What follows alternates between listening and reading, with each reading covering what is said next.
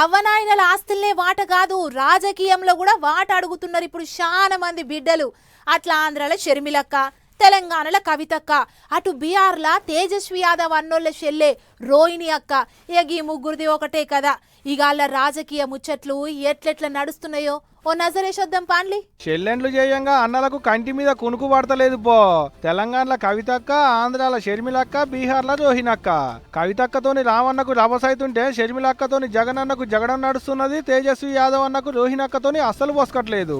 అమ్మనాయనలు సంపాదించిన ఆస్తిలో వాటాలు ఇచ్చినా ఒకటే, ఇయ్యకున్నా ఒకటే. రాజకీయంలో వాటా పక్కా ఇయ్యాల్సిందేననేది అక్కల డిమాండ్.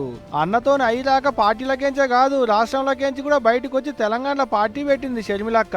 తిరిగేది తెలంగాణలోనే అయినా పోయిన కాడల్లో చెప్పేది అన్న ముచ్చట్లే, అన్నకు తలిగేటట్టే.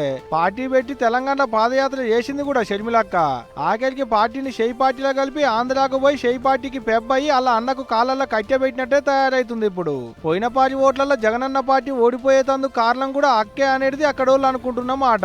కవితక్క కూడా అంతే. మందు సీసాల కేసులో జైలుకు పోయొచ్చిన కాంచి తేపకోకాడ మీటింగ్ పెడతానే ఉన్నది. అన్నను అయినోళ్లను చాపిస్తూనే ఉన్నది.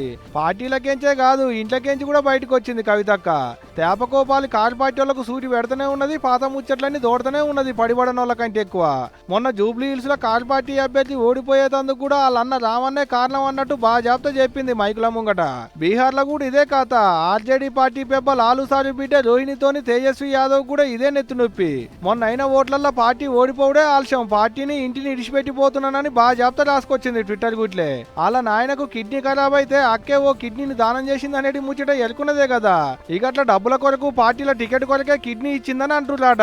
అందుకనే నారాజై ఇంట్లోకించి బయటకు వచ్చింది అన్నట్టు. మాకైతే తెలియదు కానీ వాళ్ళ అన్నగిట్లా అన్నడేమో మరి.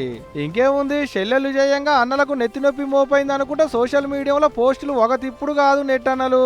ఆడబిడ్డలు అండగుంటే కొండంత అండ అంటుంటారు. కానీ ముగ్గురికి ఆడబోసుకట్లేదు ఏమో గాని అన్నల రాజకీయాలకు చెల్లెళ్ళు అడ్డుగోడలేదు అనుకుంటున్నారు అబ్బాయి. ఇప్పుడు గీల ముచ్చట్లు బాగ్గేరుకున్న పబ్లిక్.